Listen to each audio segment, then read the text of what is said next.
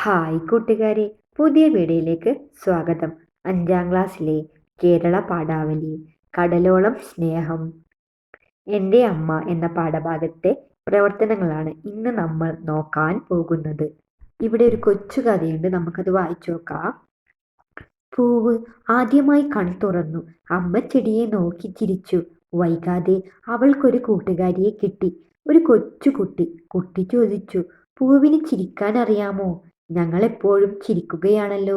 പൂവ് കുട്ടിയോട് ഒരുപാട് കഥകൾ പറഞ്ഞു. മൊട്ടായിരുന്നപ്പോൾ തോന്നിയ വിടരാനുള്ള മോഹത്തെക്കുറിച്ച്, ആരും കേൾക്കാതെ അമ്മ പാടുന്ന താരാട്ടിനെക്കുറിച്ച്, ഒരുപാട് കാര്യങ്ങൾ പറയുന്ന കാറ്റിനെക്കുറിച്ച്. സന്ധ്യയായി.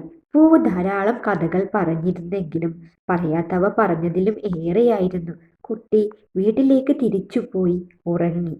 രാവിലെ പൂവിനെ തിരഞ്ഞെത്തിയ കുട്ടി നിലത്ത് ഒരു പൂവ് കൊഴിഞ്ഞു കിടക്കുന്നത് കണ്ടു. അത് അവളുടെ കൂട്ടുകാരി പൂവായിരുന്നു. കുട്ടിക്ക് കരച്ചിൽ വന്നു. ഇനിയും കഥകൾ ബാക്കിയുണ്ടെന്ന് പറഞ്ഞിട്ട് അതിനു മുമ്പേ കൊഴിഞ്ഞതെന്തേ? അമ്മച്ചെടി സമാധാനിപ്പിച്ചു. കരയല്ലേ, കഥകൾ പറഞ്ഞു തരാൻ അവൾ ചിലരെയൊക്കെ ഏൽപ്പിച്ചിട്ടുണ്ട്. ഇളങ്കാറ്റിൽ മൊട്ടുകൾ തലയാട്ടി സമ്മതിച്ചു. അതെ, ഞങ്ങളോട് പറഞ്ഞിട്ടുണ്ട്. കുട്ടിയുടെ സങ്കടം തീർക്കാൻ അമ്മച്ചെടി പറഞ്ഞതെന്താണ്? മൊട്ടുകൾ കുട്ടിയോട് പിന്നീട് പറഞ്ഞ കഥകൾ എന്തൊക്കെയാവാം? അപ്പൊ എന്തൊക്കെയായിരിക്കും കുട്ടിയുടെ സങ്കടം തീർക്കാൻ അമ്മച്ചെടി പറഞ്ഞത്? കരയല്ലേ, കഥകൾ പറഞ്ഞു തരാൻ അവൾ ചിലരെയൊക്കെ ഏൽപ്പിച്ചിട്ടുണ്ട് എന്നാണ് അമ്മച്ചെടി പറഞ്ഞത്. അടുത്തത്, മൊട്ടുകൾ കുട്ടിയോട് പിന്നീട് പറഞ്ഞ കഥകൾ എന്തൊക്കെയാവാം? എൻ്റെ അമ്മയ്ക്കു ചുറ്റും പൂമ്പാറ്റകൾ പാറിക്കളിക്കുന്നത് കണ്ടപ്പോൾ എനിക്ക് വല്ലാത്ത മോഹം തോന്നി. പൂമ്പാറ്റകൾക്കുള്ളതുപോലെ 2 വർണ്ണച്ചിറകുകൾ ഉണ്ടായിരുന്നെങ്കിൽ എന്ന് ഞാനും മോഹിച്ചു. എങ്കിൽ പൂമ്പാറ്റകളെ പോലെ പൂക്കൾ തോറും പാറി നടന്ന് എനിക്കും തേൻ കുടിച്ച് രസിക്കാമായിരുന്നില്ലേ എന്നോർത്തു. പക്ഷേ അത്തരം ചിറകുകൾ എവിടെ നിന്ന് കിട്ടും? ആകാശത്തിലെ മഴവില്ലിനോട് ചോദിച്ചാലോ എന്ന് മനസ്സിൽ കരുതി. പക്ഷേ അപ്പോഴേക്കും മഴവില്ല് മാഞ്ഞു പോയി കഴിഞ്ഞിരുന്നു. ഇനി നമുക്ക് മറ്റൊരമ്മയെ പരിചയപ്പെടാം. എൻ്റെ അമ്മ പൊൻകുന്നം വർക്കി. പരിപരുത്ത യാഥാർത്ഥ്യങ്ങളിലൂടെ കടന്നുപോയ കുട്ടിക്കാലത്തെക്കുറിച്ച് ഓർക്കുകയാണ് പ്രശസ്ത എഴുത്തുകാരൻ പൊൻകുന്നം വർക്കി. പാവപ്പെട്ട ഒരു കർഷക കുടുംബമായിരുന്നു അദ്ദേഹത്തിൻ്റെത്. കുട്ടിക്കാലത്തെ പിതാവ് മരിച്ചു. അച്ഛൻ മരിച്ചതോടെ മക്കളെ വളർത്താൻ ഏറെ കഷ്ടപ്പെട്ട് അധ്വാനിക്കേണ്ടി വന്നു അമ്മക്ക്. സ്നേഹത്തിന്റെ കരുതൽ നൽകി മക്കളെ വളർത്താൻ നിസ്സഹായയായ ആ അമ്മയ്ക്ക് കഴിയുമായിരുന്നില്ല. ശേഷിയുള്ളത് ശേഷിക്കും എന്ന മട്ടിൽ വളർന്ന് മലയാളത്തിലെ അറിയപ്പെടുന്ന എഴുത്തുകാരനായി പൊൻകുന്നം വർക്കി മാറി. കടലോളം സ്നേഹം മനസ്സിലുണ്ടായിരുന്ന അമ്മയെക്കുറിച്ചും കുട്ടിക്കാലത്തെ മറക്കാനാകാത്ത മറ്റ് അനുഭവങ്ങളും എല്ലാം അദ്ദേഹം പങ്കുവെക്കുന്നതാണ് ഈ പാഠഭാഗം. ആദ്യം മക്കൾ ഈ പാഠഭാഗം 1-2 തവണ വായിച്ചു നോക്കുക.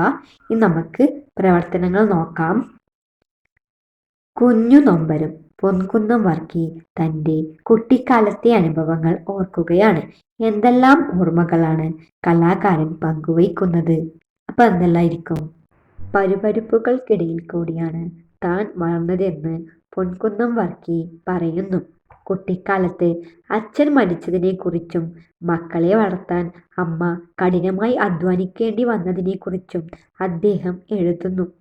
അമ്മയിൽ നിറഞ്ഞു നിന്ന നിസ്സഹായതാബോധം ചെറുപ്പത്തിലെ തന്നിലും പ്രതിഫലിച്ചു എന്നും സ്നേഹത്തിന്റെ കരുതൽ ഒരിടത്തു നിന്നും കിട്ടിയില്ല എന്നും അദ്ദേഹം എഴുതുന്നുണ്ട്.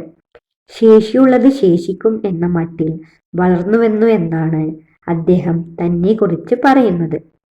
പണക്കാരുടെയും പരിഹാസ നിപുണരുടെയും കണ്ണുകൾക്ക് ദുശകനുമായാണ് താൻ വളർന്നതെന്നുകൂടി അദ്ദേഹം പറയുന്നു. നിങ്ങളെ ഏറെ സ്പർശിച്ച അനുഭവം ഏതാണ്? പറയൂ. നമുക്ക് മാതൃക നോക്കാം. ഒരു ദിവസം ഞാൻ ശരിക്ക് ഇപ്പോൾ ഓർക്കുന്നു. അമ്മയോട് പഴങ്കഞ്ഞി വാങ്ങി കുടിച്ച ശേഷം കൂട്ടുകാരെ തേടിയിറങ്ങി. എൻ്റെ ഒരു അയൽക്കാരൻ എന്നോടൊപ്പം പ്രായമുള്ള അയാളുടെ മകനുമായി സ്കൂളിലേക്ക് പോകുന്നു. എന്നെ കൂടി കൊണ്ടുപോകുമോ എന്നായി ഞാൻ. അയാൾ സമ്മതിച്ചു. അങ്ങനെയാണ് ഞാൻ സ്കൂളിൽ ചേർന്നത്. ഉച്ച വിട്ടപ്പോൾ ഞാൻ അമ്മയോട് ചെന്ന് പറഞ്ഞു, അമ്മേ, ഞാൻ പള്ളിക്കൂടത്തിൽ ചേർന്നെന്ന്. വിദ്യാർത്ഥിയായിരുന്നപ്പോൾ എനിക്ക് ഫീസും ആഹാരവും തരാൻ വിഷാദഭാരത്തോടുകൂടി ബുദ്ധിമുട്ടുന്ന എൻ്റെ അമ്മയുടെ ആ നിസ്സഹായാവസ്ഥയാണ് ആദ്യമായി എൻ്റെ കൊച്ചു ഹൃദയത്തിൽ ചിരട്ടത്തീ കത്തിച്ചു തുടങ്ങിയത്. അടുത്തത് എഴുത്തിൻ്റെ കരുത്ത്. അതുകൊണ്ട് പരുപരുപ്പുകൾക്കിടയിൽ കൂടി ഞങ്ങൾ വളർന്നു. അടിവരയിട്ട പ്രയോഗം എന്തിനെയാണ് സൂചിപ്പിക്കുന്നത്? എന്തിനാണ് മക്കളെ? പാവപ്പെട്ട കർഷക കുടുംബത്തിലായിരുന്നു പൊൻകുന്നം വർക്കി ജനിച്ചത്. ചെറുപ്പത്തിൽ പിതാവ് മരിച്ചതോടെ കുട്ടികളെ വളർത്താൻ അമ്മയ്ക്ക് ഒരുപാട് അധ്വാനിക്കേണ്ടി വന്നു. കഷ്ടപ്പാടുകളും ദാരിദ്ര്യവും നിസ്സഹായതാബോധവുമെല്ലാം നിറഞ്ഞ ജീവിതമായിരുന്നു ആ അമ്മയുടെയും മക്കളുടെയും. കുട്ടിക്കാലത്ത് സഹിച്ച ഈ കഷ്ടപ്പാടുകളെ സൂചിപ്പിക്കുന്നതാണ് പരുപരുപ്പുകളിൽ കൂടി ഞങ്ങൾ വളർന്നു എന്ന പ്രയോഗം. അടുത്തത് ശേഷിയുള്ളത് ശേഷിക്കും എന്ന മട്ടിൽ ഞാൻ വളർന്നു കയറി. പാഠത്തിൽ ഇതേപോലെയുള്ള പ്രയോഗങ്ങൾ ഇനിയുമുണ്ട്. അവ കണ്ടെത്തി അവയുടെ ആശയം വിശദമാക്കി നോട്ട് പുസ്തകത്തിൽ കുറിക്കുമല്ലോ. ശേഷിയുള്ളത് ശേഷിക്കും എന്ന മട്ടിൽ ഞാൻ വളർന്നു കയറി. അതിജീവിക്കാൻ കഴിവുള്ളത് നിലനിൽക്കും, അല്ലാത്തത് നശിക്കും എന്ന് പൊതുവെ പറയാറുണ്ട്. പ്രാരാബ്ധങ്ങൾ നിറഞ്ഞ ജീവിതമായിരുന്നത് കൊണ്ട് ആരുടെയും പ്രത്യേകമായ ലാളനയോ കരുതലോ കുട്ടിക്കാലത്ത് പൊൻകുന്നം വർക്കിക്ക് ലഭിച്ചിരുന്നില്ല. എല്ലാം അതിജീവിച്ചു വളർന്നതിനെയാണ് ശേഷിയുള്ളത് ശേഷിക്കും എന്ന പ്രയോഗത്തിലൂടെ അർത്ഥമാക്കുന്നത്. ഇനി പാഠഭാഗത്തിൽ നിന്ന് ഇതുപോലുള്ള പ്രയോഗങ്ങൾ ഇനിയുമുണ്ട്. അവ കണ്ടെത്തി അവയുടെ ആശയം വിശദമാക്കി നോട്ട് പുസ്തകത്തിൽ കുറിക്കുമല്ലോ. നമുക്ക് കൂടുതൽ പ്രയോഗങ്ങൾ നോക്കാം. എൻ്റെ കൊച്ചു ഹൃദയത്തിൽ ചിരട്ടത്തീ കത്തിച്ചു തുടങ്ങിയത്. വിദ്യാർത്ഥിയായിരുന്നപ്പോൾ തനിക്ക് ഫീസും ആഹാരവും തരാൻ ബുദ്ധിമുട്ടിയിരുന്ന അമ്മയുടെ നിസ്സഹായാവസ്ഥയെക്കുറിച്ച് ഓർക്കുമ്പോഴാണ് ചിരട്ടത്തീ എന്ന് എഴുത്തുകാരൻ പ്രയോഗിക്കുന്നത്. ചിരട്ടത്തീക്ക് കഠിനമായ ചൂടുണ്ട്. അമ്മയുടെ ദയനീയാവസ്ഥ മനസ്സിൽ പൊള്ളലുണ്ടാക്കി എന്ന സൂചന. അമ്മയുടെ കഷ്ടപ്പാടുകൾ കുട്ടിക്കാലത്ത് മനസ്സിലുണ്ടാക്കിയ നീറുന്ന വേദനയെക്കുറിച്ചാണ് ഇവിടെ സൂചിപ്പിക്കുന്നത്. അടുത്തത് ആ സ്നേഹഗംഭീരവും കണ്ണുകൾ തുടയ്ക്കുന്നുണ്ടായിരുന്നു. തുടർന്ന് പഠിക്കാൻ ഇംഗ്ലീഷ് മീഡിയം സ്കൂളിൽ പോകണമെന്ന് വാശി പിടിച്ച തന്നെ അടിച്ചതിന് ശേഷം അമ്മ കണ്ണുകൾ തുടയ്ക്കുന്ന രംഗം പൊൻകുന്നം വർക്കി ഓർത്തെടുക്കുന്നു. സ്നേഹഗംഭീര എന്നാണ് അമ്മയെ ഈ സന്ദർഭത്തിൽ അദ്ദേഹം വിശേഷിപ്പിക്കുന്നത്. സ്നേഹം ഇല്ലാഞ്ഞിട്ടല്ല അമ്മ അടികൊടുത്തത്. ഈ കോപം നിസ്സഹായാവസ്ഥ മൂലം ഉണ്ടായതാണ് എന്ന് മകന് മനസ്സിലാകുന്നുണ്ട്. അമ്മയുടെ സ്നേഹത്തിന്റെ ആഴമാണ് സ്നേഹഗംഭീര എന്ന പ്രയോഗത്തിലൂടെ സൂചിപ്പിക്കുന്നത്. അടുത്ത പ്രവർത്തനം അമ്മയെ കുറിച്ച്. താഴെ ചേർത്ത കവിതകൾ ഗ്രൂപ്പുകളിൽ വായിച്ച് ചർച്ച ചെയ്യും. അമ്മയെ കെട്ടിപ്പിടിച്ച് കിടക്കുമ്പോൾ അപർണ പറഞ്ഞു, അമ്മയ്ക്ക് നല്ല മണം, എന്ത് മണം, അമ്മ മണം. ഞാൻ ആദ്യമായി നീരുറവ കണ്ടത് എൻ്റെ അമ്മയുടെ കണ്ണിൽ നിന്നാണ്. ഒരു വെയിലായി എനിക്കതിനെ പറ്റിക്കാനാവുമോ? കറിയുപ്പ് തീർന്നു എങ്കിലും വിയർപ്പ് കുറുക്കിയെടുത്ത് അമ്മ കഞ്ഞിയുണ്ടാക്കി. അടുക്കളയ്ക്ക് കറുപ്പ് നിറം, പുകയും പിറകിൽ കറുപ്പ് നിറം. എത്ര തിരക്കിലും എന്നെ കണ്ടാൽ അമ്മ മനസ്സിൽ മുല്ല നിറം. ഓരോ കവിതയിലും അമ്മയെക്കുറിച്ച് പറയുന്ന കാര്യങ്ങൾ കണ്ടെത്തി പറയൂ. ആദ്യത്തെ കവിത അമ്മയെ കെട്ടിപ്പിടിച്ച് കിടക്കുമ്പോൾ അപർണ പറഞ്ഞു, അമ്മയ്ക്ക് നല്ല മണം, എന്തു മണം, അമ്മ മണം. അപ്പൊ എന്തേലും പറഞ്ഞിട്ടില്ലേ? എത്ര വലുതായാലും അമ്മയുടെ സാമീപ്യം കൊതിക്കുന്നവരാണ് എല്ലാ മക്കളും. എന്തു സങ്കടം വന്നാലും അമ്മയുടെ അടുത്തെത്തുമ്പോൾ അനുഭവിക്കുന്ന സുരക്ഷിതത്വ ബോധവും ആശ്വാസവും മറ്റെവിടെ നിന്നും ലഭിക്കുന്നില്ല. അമ്മയുടെ അടുത്ത് കിടക്കുമ്പോൾ നമുക്കൊരു പേടിയും തോന്നില്ല.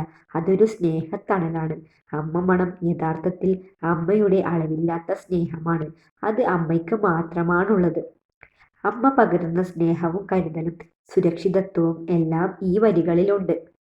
അടുത്തത് ഞാൻ ആദ്യമായി നീരുറവ കണ്ടത് എൻ്റെ അമ്മയുടെ കണ്ണിൽ നിന്നാണ്. ഒരു വെയിലായി എനിക്കതിനെ വറ്റിക്കാനാകുമോ? അമ്മയുടെ സങ്കടമാണ് കണ്ണീരുറവയായി ഒഴുകുന്നത്. കുഞ്ഞ് ആദ്യം കാണുന്ന നീരുറവ അമ്മയുടെ കണ്ണിൽ നിന്നൊഴുകുന്ന കണ്ണുനീരാണ്. ആ കണ്ണുനീരെ തുടയ്ക്കാൻ, അമ്മയുടെ സങ്കടം ഇല്ലാതാക്കാൻ ആഗ്രഹിക്കുകയാണ് കുട്ടി. അമ്മയുടെ കണ്ണീരുറവ വറ്റിക്കാൻ ഒരു വെയിലായി മാറാൻ കഴിഞ്ഞെങ്കിൽ എന്നാണ് കുട്ടി പറയുന്നത്. അടുത്തത് കറിയുപ്പ് തീർന്നു എങ്കിലും വിയർപ്പ് കുറുക്കിയെടുത്ത് അമ്മ കഞ്ഞിയുണ്ടാക്കി. ഇല്ലായ്മകൾ ഉണ്ടെങ്കിലും അതൊക്കെ കഴിയുന്നതും ആരെയും അറിയിക്കാതെ കുടുംബത്തിന് വേണ്ടി കഷ്ടപ്പെടുന്ന അമ്മയാണ് ഈ കവിതയിൽ ഉള്ളത്. വിയർപ്പ് കുറുക്കിയെടുത്ത് കഞ്ഞിയുണ്ടാക്കി എന്ന് പറയുന്നിടത്ത് അമ്മയുടെ കഷ്ടപ്പാടും ത്യാഗവുമാണ് സൂചിപ്പിക്കുന്നത്. അടുത്തത്, അടുക്കളയ്ക്ക് കറുപ്പ് നിറം, പുഴയ്ക്ക് വിറകിൽ കറുപ്പ് നിറം, എത്ര തിരക്കിലും എന്നെ കണ്ടാൽ അമ്മ മനസ്സിൽ മുല്ല നിറം. മക്കൾക്കു വേണ്ടിയാണ് അമ്മമാരുടെ ജീവിതം. കരിപിടിച്ച അടുക്കളയിൽ വിറകുപോലെ പുകഞ്ഞ് കത്തുമ്പോഴും അമ്മയുടെ മനസ്സ് മുല്ലപ്പൂ പോലെ തെളിയും. മക്കളെ കാണുമ്പോൾ എല്ലാ വിഷമങ്ങളും അമ്മ മറക്കും എന്നർത്ഥം. അമ്മയുടെ കഷ്ടപ്പാടുകളും അധ്വാനവുമെല്ലാം മക്കൾക്കു വേണ്ടിയാണ്. അതിലവർ സന്തോഷം കണ്ടെത്തുന്നു. അടുത്തത്, താരതമ്യം ചെയ്യാം. ഒരു ലേഖന ഭാഗം വായിക്കാം. സാധാരണ മട്ടിലുള്ള ഒരണുകുടുംബം. പ്രഭാതം. സ്കൂൾ വിദ്യാർത്ഥിയായ മകൾ ഊൺമേശപ്പുറത്ത് പുസ്തകങ്ങൾ നിരത്തി വെച്ച് പഠിക്കുകയാണ്. ഇടയ്ക്കൊരു സമയത്ത് അവൻ അമ്മയെ വിളിച്ചു. ആദ്യം പതുക്കെ, പിന്നെ തെല്ലുറക്കെ. അങ്ങനെ 3-4 വട്ടം. അവർ വിളി കേട്ടില്ല. അമ്മ തൊട്ടപ്പുറത്ത് അടുക്കളയിലുണ്ട്. പുലർച്ചെ 4 മണിക്ക് എഴുന്നേറ്റ് തുടങ്ങിയ പണിയാണ്. തിരക്കോട് തിരക്ക്. വീട്ടിൽ 4 ആളുണ്ടെങ്കിൽ അവർക്ക് 5 തരം വിഭവം വേണം. ഒരു കൈ സിങ്കിലെ പാത്രങ്ങളിൽ, ഒരു കൈ കുക്കിംഗ് സ്റ്റൗവിൽ, ഒരു കൈ ചിരവയിൽ, ഒരു കൈ മിക്സിയിൽ. അങ്ങനെ ചടുല നർത്തനമാണ്. ഇതൊക്കെ കഴിഞ്ഞ് വേണം കുളിച്ചൊരുങ്ങി ഇറങ്ങിയോടാൻ. ബസ് പിടിച്ച് ആഫീസിലെത്തേണ്ടേ? ആരും നിർബന്ധിച്ചിട്ടല്ല. സമയത്ത് ജോലിക്കെത്തണമെന്ന ഒരു താല്പര്യം. ഉള്ളിലെ രോഷവും സങ്കടവും മകന്റെ വിളിയെ അവഗണിക്കാൻ അവരെ പ്രേരിപ്പിച്ചു. അശോകൻ ചരുവിൽ സംഗീതാർദ്ധമായ 2 അക്ഷരം. പൊൻകുന്നം വർക്കിയുടെയും അശോകൻ ചരുവിലിന്റെയും രചനകളിലെ അമ്മമാരുടെ ജീവിതാവസ്ഥ കാണിച്ചു തരുന്ന ചില സൂചനകൾ നോക്കൂ. പൊൻകുന്നം വർക്കിയുടെ അമ്മ. പാവപ്പെട്ട കുടുംബം. മക്കളുടെ പഠനത്തിൽ ശ്രദ്ധിക്കാനാവുന്നില്ല. വിദ്യാഭ്യാസമില്ല. കൂലിപ്പണി എടുക്കുന്നു. അടുത്തത്, അശോകൻ ചെരുവിലിന്റെ രചനയിലെ അമ്മ. ഇടത്തരം കുടുംബം. താല്പര്യമുണ്ടെങ്കിലും പറ്റുന്നില്ല. ഓഫീസ് ജോലിയുണ്ട്. സൂചനകളോടെയും നിങ്ങൾ കൂട്ടിച്ചേർത്തവയുടെയും സഹായത്തോടെ 2 അമ്മമാരുടെയും ജീവിതം താരതമ്യം ചെയ്ത് കുറിപ്പ് തയ്യാറാക്കുക. നമുക്ക് ഉത്തര മാതൃക നോക്കാം. പാവപ്പെട്ട ഒരു കുടുംബമാണ് പൊൻകുന്നം വർക്കിയുടേത്. ഭർത്താവ് മരിച്ചുപോയതോടെ മക്കളെ വളർത്താൻ ആ അമ്മ കഠിനമായി അധ്വാനിക്കുന്നു. കൂലിപ്പണി എടുത്താണ് അവർ കുടുംബം നോക്കുന്നത്. മക്കളെ സ്നേഹിക്കാനോ കരുതൽ നൽകാനോ ഒന്നും ജീവിത സാഹചര്യം ആ അമ്മയെ അനുവദിക്കുന്നില്ല. ഉള്ളിൽ മക്കളോട് സ്നേഹമുണ്ടെങ്കിലും അത് പ്രകടിപ്പിക്കാൻ അമ്മയ്ക്ക് കഴിയുന്നില്ല. തുടർ പഠനത്തിന് ഇംഗ്ലീഷ് മീഡിയം സ്കൂളിൽ ചേരണമെന്ന് പറഞ്ഞ് വാശി പിടിച്ച് തന്നെ അമ്മ അടിക്കുന്നതും, അടികൊണ്ട് ഏങ്ങലടിച്ച് കരയുമ്പോൾ അമ്മയുടെ കണ്ണിൽ നിന്ന് കണ്ണുനീർ ഒഴുകുന്നതും പൊൻകുന്നം വർക്കി ഓർക്കുന്നു. സ്നേഹരാഹിത്യമല്ല, നിസ്സഹായതയാണ് പല കാര്യങ്ങളിൽ നിന്നും ഈ അമ്മയെ പിന്തിരിപ്പിക്കുന്നത്. അശോകൻ ചെരുവലിന്റെ രചനയിലെ അമ്മ ഇടത്തരം കുടുംബത്തിലെ അംഗമാണ്. അവർ പുലരും മുമ്പേ ഉണർന്ന് അടുക്കള പണികൾ തീർത്ത് ജോലിക്ക് പോകുന്നവളാണ്. 4 മണിക്ക് അവർ ഉണരും. എങ്കിലേ ജോലികൾ തീർത്ത് സമയത്ത് ഓഫീസിൽ എത്താൻ കഴിയും. തിരക്ക് പിടിച്ച ജീവിതവും സമയപരിധിയും അവനിൽ രോക്ഷവും സങ്കടവും എല്ലാം ഉണ്ടാക്കുന്നുണ്ട്. അതുകൊണ്ടാണ് മകന്റെ വിളിയെ അവർ അവഗണിക്കുന്നത്. താല്പര്യമുണ്ടെങ്കിലും മകന്റെ ഇഷ്ടത്തിനനുസരിച്ച് പ്രവർത്തിക്കാൻ ആ അമ്മയ്ക്ക് കഴിയുന്നില്ല. എൻ്റെ അമ്മ എന്ന പാഠഭാഗത്തെ എല്ലാ പ്രവർത്തനങ്ങളും ഇന്ന് നമ്മൾ ചെയ്തു നോക്കി. ഇന്നത്തെ വീഡിയോ ഇഷ്ടപ്പെട്ടാൽ ചാനൽ സബ്സ്ക്രൈബ് ചെയ്യാനും വീഡിയോക്ക് ലൈക്ക് തരാനും മറക്കല്ലേ കൂട്ടുകാരെ. അപ്പോൾ അടുത്ത വീഡിയോ കാണാം.